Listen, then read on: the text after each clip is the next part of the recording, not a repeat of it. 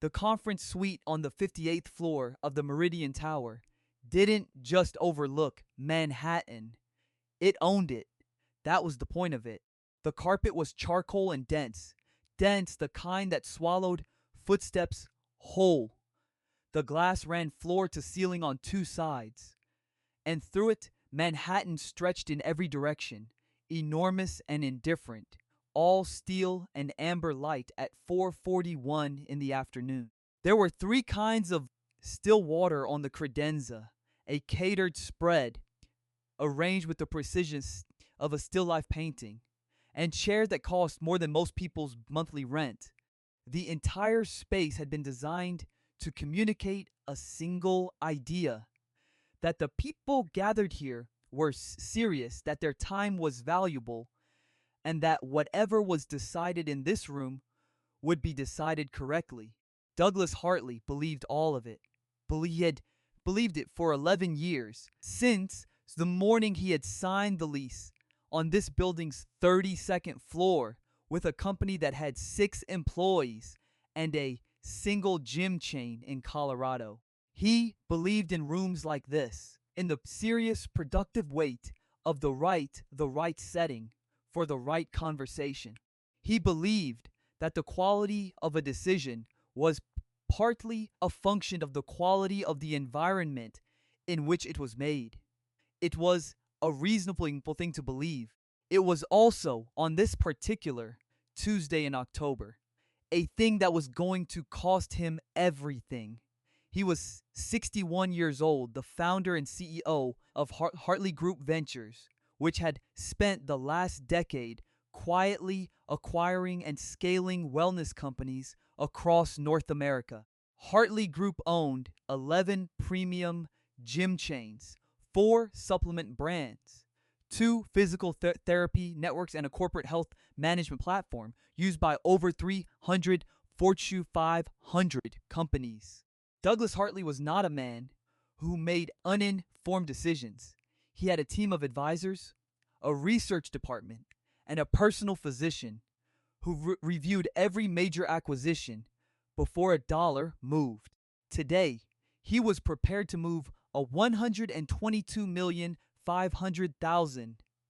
The deal had been in preparation for 8 months. The target was a proprietary performance protocol called the Caldwell Method, developed and patented by Dr.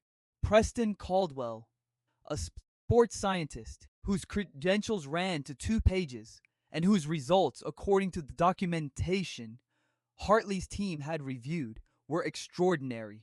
The protocol promised a measurable increase in athletic output, specifically VO2 max and functional strength metrics, in elite and near-elite athletes within a 12-week window, 3 clinical trials, peer-reviewed data, testimonials from 17 professional athletes across 4 sports. The acquisition would give Hartley's group exclusive licensing rights to the protocol and the technology platform built around it. It was, Hartley's team had concluded, the most compelling science-backed acquisition target they had seen in a decade. The door to the suite opened at 4:57 p.m. The man who came in was not Douglas Hartley's assistant, and he was not Dr. Preston Caldwell's associate, and he was not anyone who had been on the confirmed guest list for this meeting. He was tall, very tall, the kind of tall that a room registers before the person in it has properly arrived. He wore a faded gray cotton t-shirt, jeans that had been washed enough times to lose most of their color, and boots that had clearly covered some actual ground. A worn navy cap was pulled low over his face. He carried nothing. He moved through the doorway with the particular lightness of someone who has spent years learning to carry a large frame quietly, and he looked around the suite the way a person looks at a space they are trying to understand rather than impress. He stopped when he saw the catered spread. He said, in an accent that was Australian and unhurried, "Sorry, mate. I think I've got the wrong floor." Douglas Hartley's assistant, Maya Torres, was 31 years old and had worked for Hartley Group for 4 years. She was standing near the credenza, reviewing the afternoon's briefing materials. Stay when the man walked in, and her first instinct, which was to direct him politely back to the elevator, paused somewhere before it reached her. She had seen a lot of people come throughs in this building: executives, investors, board members, the particular category of person who arrives to a meeting already performing their own importance. This man was not performing anything. He looked at the room the same way he would have looked at any room, without adjustment, without calculation.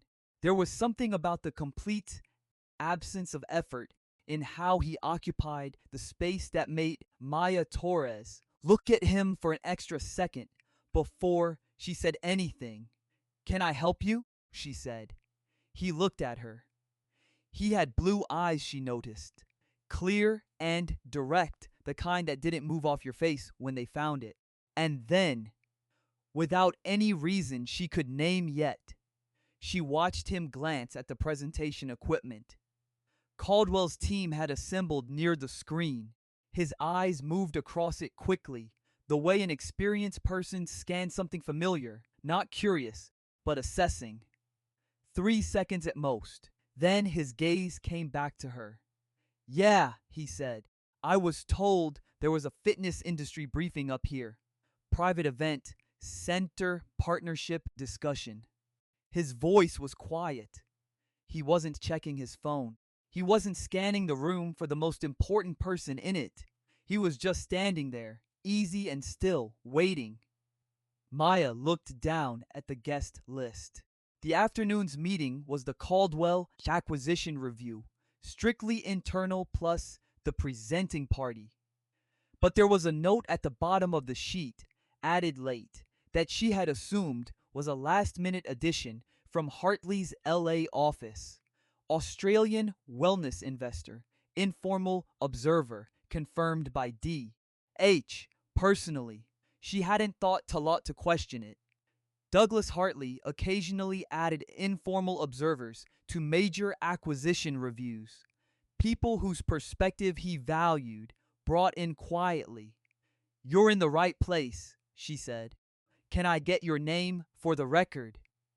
He considered this for a moment in the unhurried way of someone not accustomed to being asked to explain himself, but with no particular objection to it.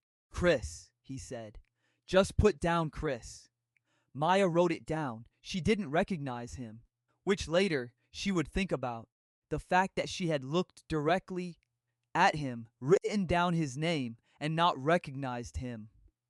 Because the cap was low and the clothes were wrong and nothing about him suggested that he was anyone other than exactly what he appeared to be. A large, quiet Australian man who had walked into a room in a faded t-shirt. He took a seat against the far wall, away from the main conference table. He poured himself a glass of still water from the credenza. And Maya noticed this, though she couldn't have said why. He turned the bottle first and read the mineral content label, not the brand. The actual mineral content, the small print numbers on the back. He read them for 3 seconds with the focused attention of someone who understood what they meant. Then he set the bottle down and said nothing else. Dr. Preston Caldwell arrived at 5:03 p.m. with 2 associates and a presentation cart loaded with screens, printed materials, and a hard-sided case that he handled with careful, demonstrative reverence. He was 50, with silver-streaked hair and the bearing of someone who had spent years in lecture halls being deferred to. His blazer was expensive. His handshake for Douglas Hartley was precise. 2 pumps released cleanly. The handshake of a man who had read something about handshakes.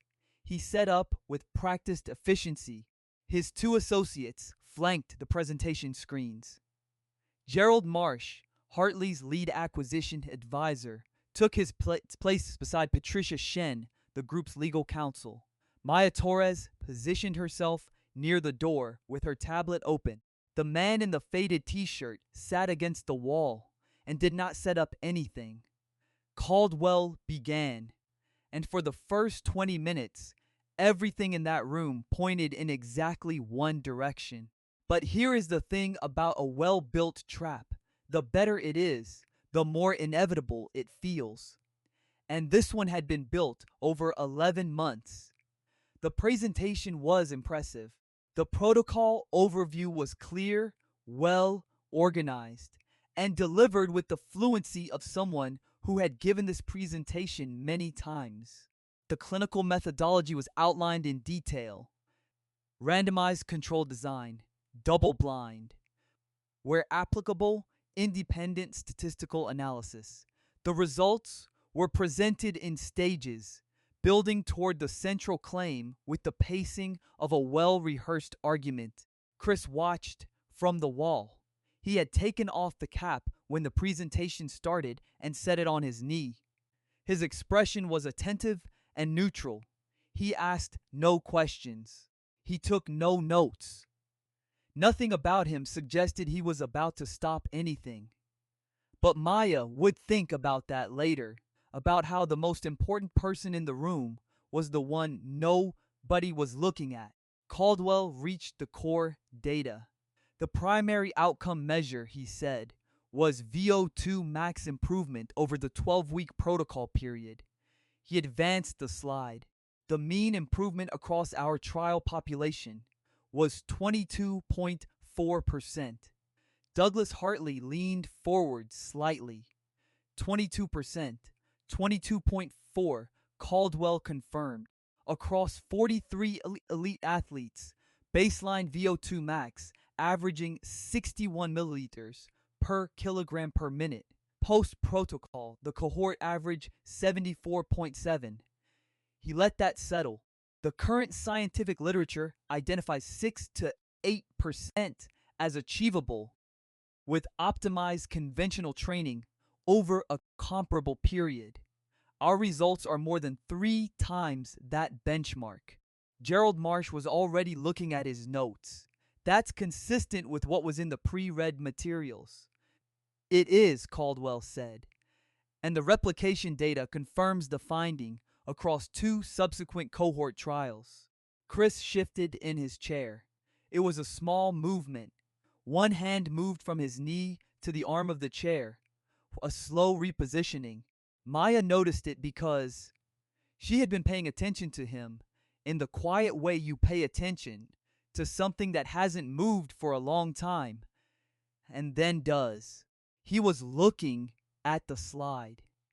The expression on his face had changed, not dramatically, but in the way a face changes when something running in the background suddenly requires the foreground. But that wasn't the moment everything turned. Not yet. Caldwell continued through his secondary outcomes. Functional strength metrics, recovery time, cortisol data, and the room stayed warm and confident and heading in one direction.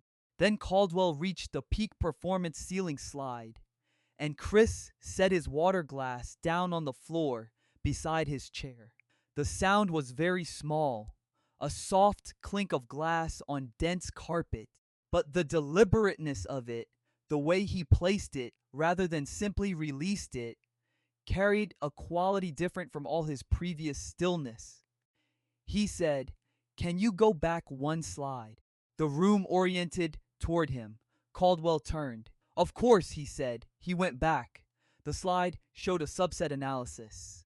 Elite athletes, top 15% of the cohort by baseline VO2 max. Baseline average 68, 4 milliliters per kilogram per minute. Post-protocol average 84, 1. Chris looked at the slide the way he had looked at the room when he first walked in, not performing attention, just paying it. He said, 84.1. Yes, Caldwell confirmed. The recorded maximum VO2 max for a human athlete is 97, Chris said. Oscar Svensson tested in 2012 when he was 18 years old.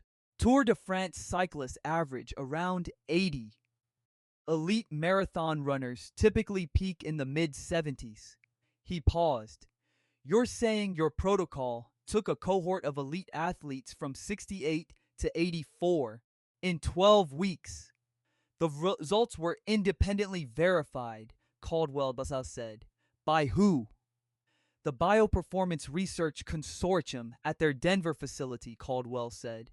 Founded in 2021, specifically to address gaps in high-performance sports science research. Chris nodded slowly. He leaned back. The room settled again. Gerald Marsh redirected to the financial modeling. The presentation continued. But something had shifted. The way a room shifts when a window has been opened somewhere, and you can't identify which one. Caldwell reached his conclusion 20 minutes later. The acquisition price, he said, reflects the scale of the opportunity. He placed both hands flat on the table. $122.5 million. This is the most significant advance in elite performance science in 20 years, Patricia Shen said. Clean from a legal standpoint, my recommendation is to proceed. Gerald Marsh, the financials support the valuation. I'm a yes. Douglas Hartley looked at the contract in front of him. He picked up his pen. The man against the wall said, Mr. Hartley, quietly, not urgently. The way you say someone's name when you want their attention, and you're willing to wait for it. Hartley looked up. Before you sign that, Chris said, I'd like 10 minutes. If the answers hold up, I'll sit back down and you can sign, and I'll congratulate everyone in the room. Caldwell's jaw tightened. Mr. Hartley, we have a prior commitment at... Hartley set the pen down. He said, Go ahead. Chris stood. He moved to the presentation screen, not aggressively, the way someone moves towards something they need to look at closely. I've spent about 15 years training seriously, he said. For film work, mostly. I've prepared for roles that required specific physical benchmarks, and I've done that preparation properly, with elite coaches, with sports physiologists, with people who work at Olympic level, not as a hobby, as a discipline. He looked at Caldwell, because when you put your name on something, you owe it the truth. There was a reason he said it that way, not as a line prepared for this room, as a fact earned slowly over years at some actual cost, and the room felt it, not because he was loud. He hadn't raised his voice once, but there is a particular quality to certainty that has been tested, and it sounds different from certainty that has only been performed. Everyone in the room heard the difference. In the spring of 2018, he had been preparing for a film role that required him to reach a specific physical ceiling in 20 weeks. A ceiling his trainers had described honestly as sitting at the outer edge of what was biologically achievable in that window, close enough to impossible that the gap between real and performed would be visible on screen. He had spent 4 months that year working with a physiologist named Dr. Aaron Walsh out of the Australian Institute of Sport in Canberra, a man who had spent 2 decades measuring what elite human bodies could and could not actually do. Walsh had been blunt from the first session. He had sat across a table, opened a laptop, and walked through the physiology of adaptation in language that had no room for wishful thinking. The body changes, Walsh had said. At the rate the body changes, not the rate you want it to, not the rate a supplement company promises it to, the rate the science shows. And the science is not flexible. That session had changed how Chris understood his own work, not the training itself, the understanding of its limits. He came back to Walsh 4 more times over the following 3 years, not for programs, but for the education, for the actual science. He read the Noakes papers on central governor theory. He read the altitude adaptationist studies out of Innsbruck. He read them because he had decided that if he was going to put his name on something real, the fitness platform, the programming, the content that reached millions of people waking up at 6 a.m. trying to do better, he was going to understand what he was building at the level where the numbers either held up or they didn't. Walsh was still in his phone. 2 days before this meeting, Chris had sent him a text asking about VO2 max upper ranges in trained elite populations. Walsh had replied in 11 minutes with 3 published papers and 1 sentence.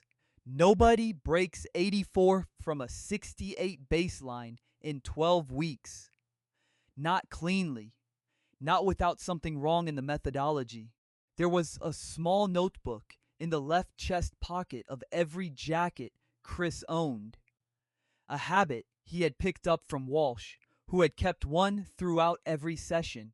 This particular one was 3/4 full. The first entry was from Canberra, April 2018. He had written Walsh's exact words at the top of the first page because he had wanted them somewhere he couldn't lose. The body changes at the rate the body changes, not the rate you want it to. He had not needed to open the notebook today. The numbers on that slide had been enough. That was Walsh, and that was the message Chris had been sitting with when he walked into this room. He pointed to the subset slide, a VO2 max improvement of 23% in 12 weeks in athletes already at 68 baseline. 1 to 2% per year is excellent for trained athletes, even with altitude camps, blood flow restriction, high intensity interval protocols. The most aggressive legitimate interventions produce maybe 4 to 5% over a full season. 23% in 12 weeks is not 3 times the benchmark. It is not physiologically possible. The room was still, not empty still, not polite still. The kind of still that happens when a very large sum of money stops moving mid-air and everyone in the room understands simultaneously that something has gone wrong. Gerald Marsh set down his pen. Patricia Shen stopped typing. Maya, near the door, did not breathe. But that wasn't the end of it. That wasn't even close to the end. That's why the results were independently. Chris held up his phone. The Bioperformance Research Consortium, registered in Colorado. Their board of directors has 4 members. One of them is a Dr. Marcus Bale, who is also listed in Dr. Caldwell's own research team as a senior analyst. He put the phone down. They verified their own data. That's not independent review. That's peer review by yourself, Caldwell said. I can explain the governance, Chris said. I'd rather you explain the numbers. The silence that followed lasted long enough that the building's climate system became audible, a low, even hum from somewhere inside the walls. Nothing else moved. Caldwell spoke then, with authority and detail, about neural adaptation mechanisms, about central governor modulation, about the physiological basis for the results. He was fluent and confident, and had clearly prepared for exactly this challenge. Chris listened without interrupting. When Caldwell finished, Chris said, "The central governor argument. Tim Noakes, University of Cape Town, published extensively on it from the early 2000s. The upper estimate for improvement via central governor modulation in trained athletes is around 8%. He looked at the slide, not 23. Douglas Hartley put his pen on the table. He did not pick it up again. he said. Preston. That was all he said. But the room understood it. Patricia Shen was already on her tablet. She looked up. The primary research funding came from Gould Ventures' Health Sciences Division. The room held the name Warren Gould, the way a room holds a name it recognizes and wishes it didn't. Douglas Hartley knew Warren Gould by the shape of his competitive interest over 37-month cease. 2 acquisition targets lost to Hartley Group, a wellness sector strategy that had been building with the patience of someone who planned to win eventually. Gould Ventures had the capital, they had the motive, they had the timeline. Patricia continued reading. Page 41, sir. There's a covenant clause. If the primary acquisition asset is proven non-performing within 18 months, the bridge loan accelerates. $40 million, callable in 90 days. It's not just the 122, Gerald Marsh said quietly. No, Hartley said. It's the 40, called immediately, and then the forced divestments. He looked at the unsigned contract. This was never about selling us a protocol. It was about breaking the company. Caldwell said, these are speculative. Hartley said, Gerald, get legal on the phone now. And here is the part of the story that most people who heard it later found hardest to believe. Because what happened next wasn't just the collapse of one fraudulent deal. It was the unraveling of a system. Within 72 hours, 3 names came forward. The first was a man named Robert Slade, former head of performance science at a mid-sized athletic training company in Phoenix. 8 months earlier, Gould Ventures had funded that company's smaller pilot acquisition of the Caldwell method, $8. $3 million, quietly done. The protocol had been implemented.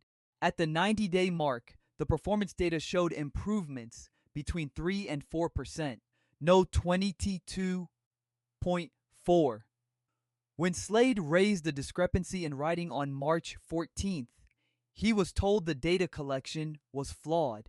12 days later, he was terminated under Section 9.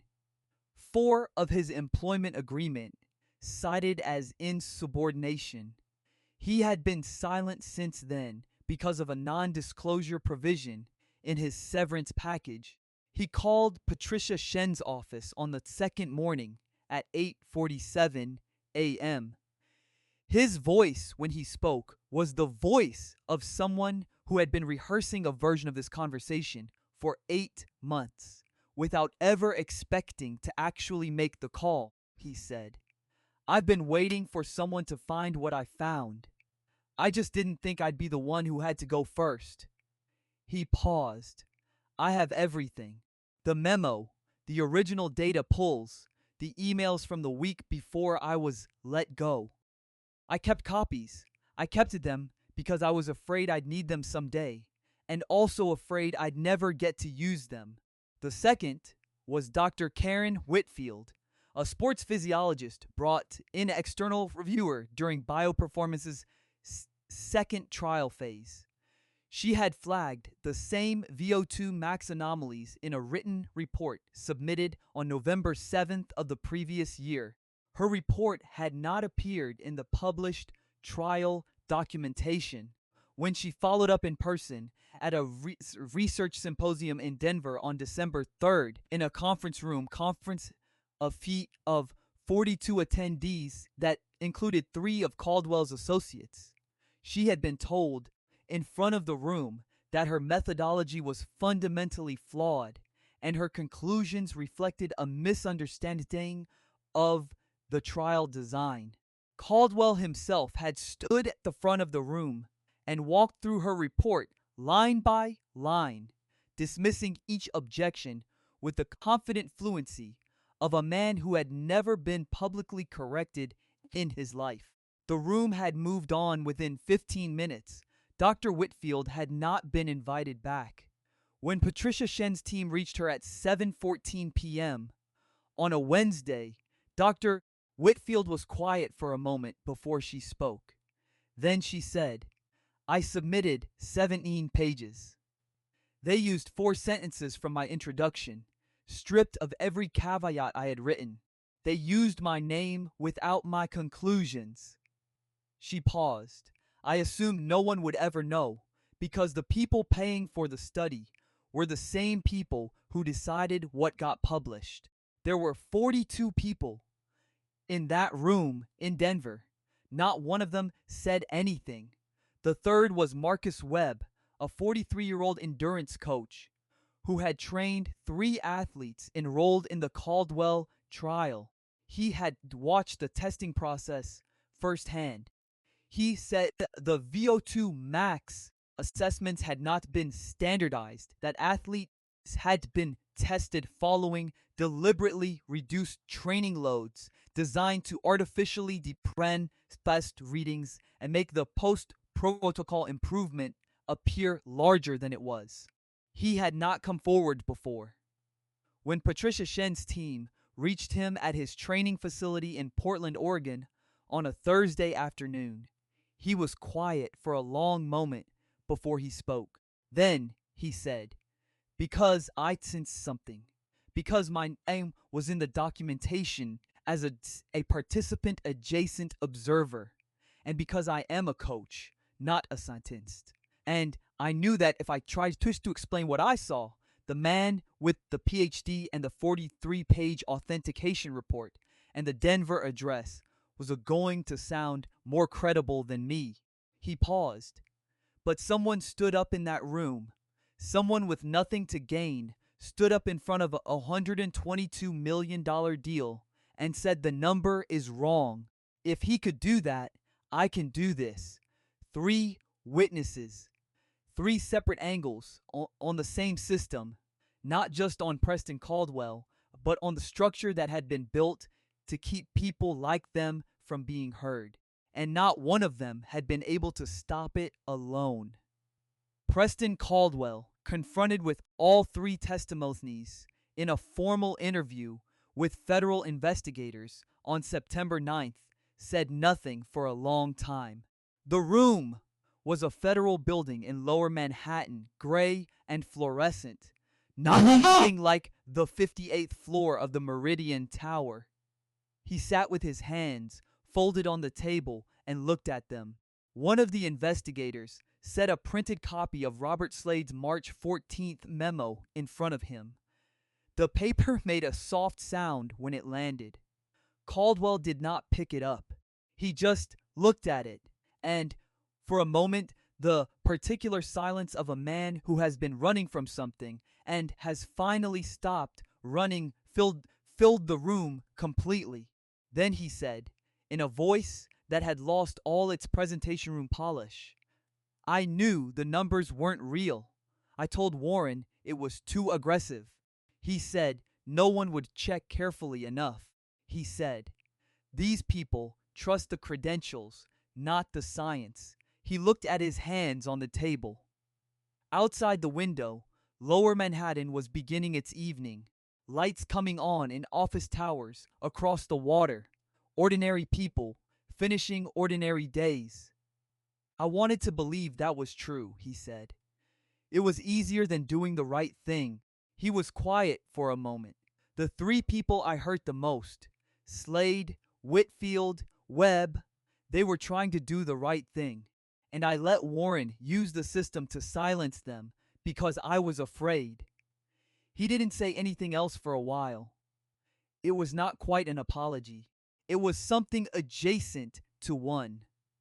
The first crack in a facade that had been maintained through performance and preparation and the confidence of someone who had never been caught before.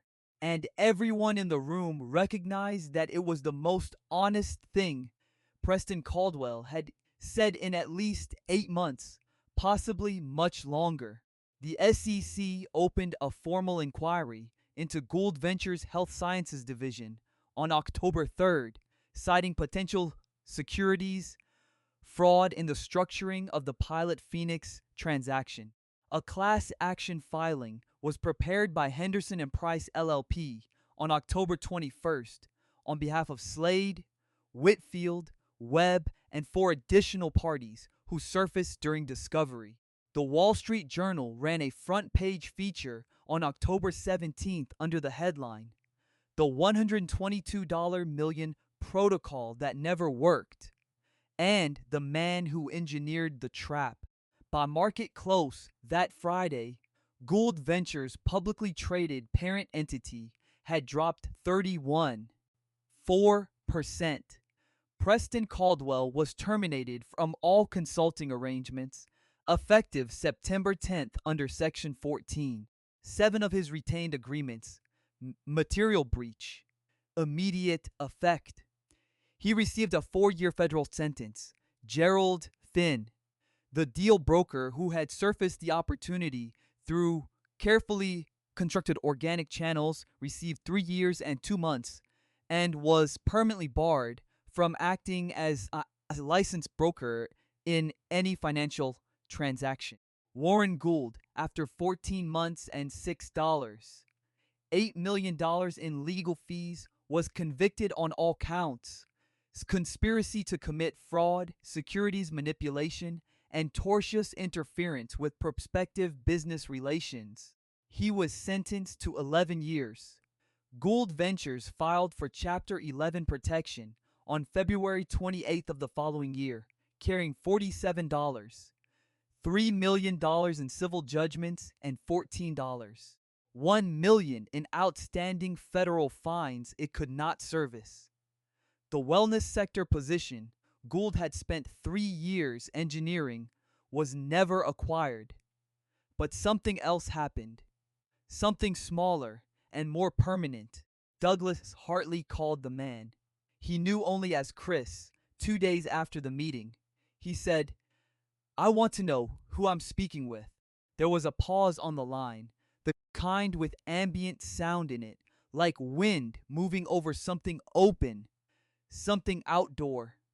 "Chris Hemsworth," the man said, the same uncomplicated ease as everything else. Hartley sat with that for a moment. He said, "How do you know what you know about sports physiology?" There was a pause. The outdoor sound in the background shifted slightly. Something that might have been wind through trees or surf or both. "Because I spent 15 years caring about it properly," came the answer. "Not for a credential, for the work. I built something under my own name, and I made a decision early on that if it had my name on it, I was going to understand it at the level where the numbers either held up or they didn't." He paused. "Turns out that's not actually a complicated approach. It's just not a convenient one." Hartley said, "You saved my company $122 million, Jerd. Probably significantly more when you account for the covenant trigger and the forced investments." He was quiet for a moment. "I've been running businesses for 30 years. No one in that room caught it. My legal team, my acquisition advisor, my research department. No one." Chris said, "You would have found it eventually." Hartley said, "Eventually the same as in time." He paused.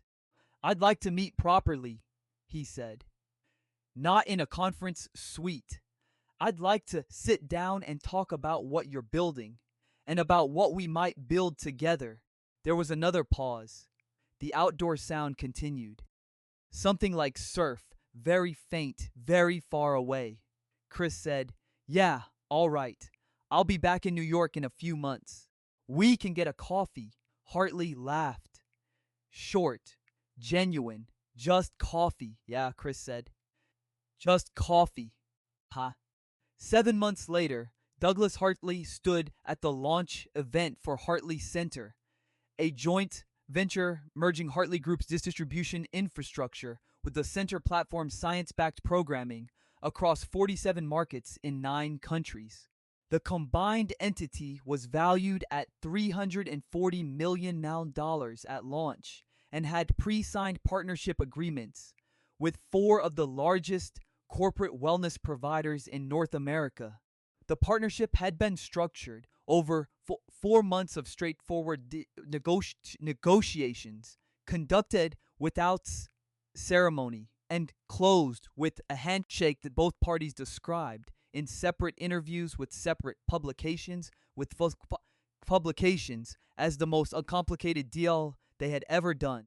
The launch was held in a ground floor function room in Manhattan, not the 58th floor of anything, not a penthouse boardroom with floor to ceiling glass and three kinds of still water, just natural light and folding tables and a buffet nobody had arranged like a still life painting.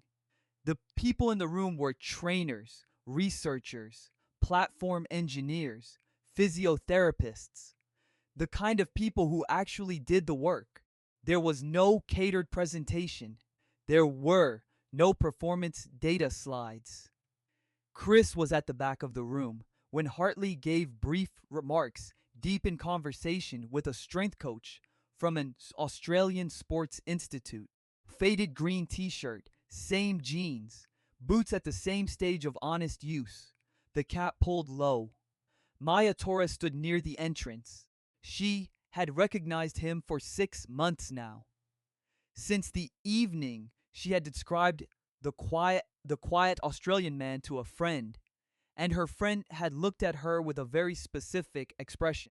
She watched him across the room and thought about the afternoon in the conference suite, about the moment he stood up from the chair against the wall, about the way he had looked at the numbers, not with suspicion, not with triumph, just with the clear attention of someone who understood what they were looking at and was not afraid to say so.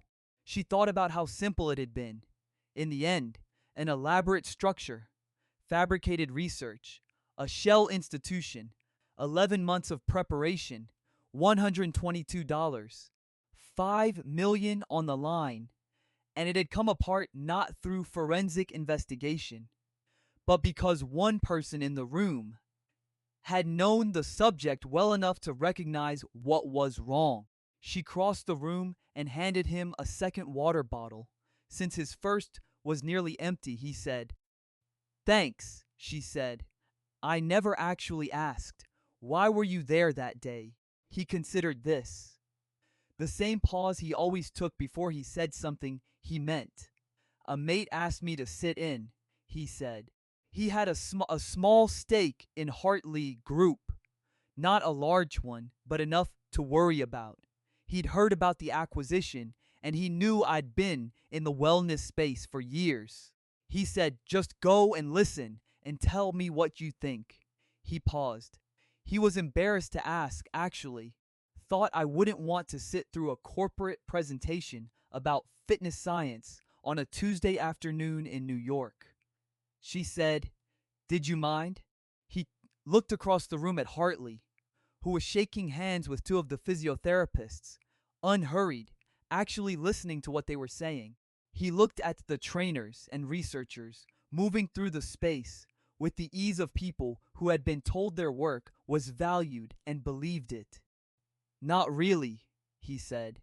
"You learn something in most rooms if you pay attention." She said, "So you weren't there as an investor?" He said, "I was there as a bloke who knows too much about VO2 max." She laughed. He smiled, not a large smile, but a real one, the kind that reached all the way across the room. Hartley finished his remarks and raised a regular plastic water bottle. Still water, nothing curated about it, and said something short about the people in this room being the reason the work means anything. The room applauded. Chris put his cap back on and went back to the conversation with the strength coach, and the afternoon continued the way good afternoons do. Quietly, without announcement, without anyone needing to be the most important person in the room. There is a thing that happens when someone with genuine knowledge chooses not to keep it to themselves. It does not look like heroism. It does not announce itself with a speech or a grand gesture. It looks like a man sitting quietly against a wall, listening with his full attention, and then standing up at the right moment and saying the thing that needed to be said, not because he had anything to gain, but because he knew what the numbers meant, and he could not unknow them. The people who build real knowledge, who learn because the truth of a thing genuinely matters to them, not because a credential requires it, those are the people who can see clearly when everyone else in the room has been handed a very convincing reason not to look. And sometimes the most powerful thing in a room full of a $122 million and expensive suits and fabricated science is a man in a faded t-shirt who simply refuses to pretend he didn't notice. What do you think about the moment that changed everything in that conference room? Have you ever known something that no one else in the room knew and had to decide whether to speak up? Tell us your story in the comments below. We read every single one. If this story resonated with you, hit that like button and share it with someone who would appreciate it. And subscribe so you never miss the next story. We'll see you there. This is a fictional dramatized story created for educational and inspirational purposes. All supporting characters, businesses, and events are fictional. Any resemblance to real persons other than Chris Hemsworth is coincidental. Narration is AI assisted,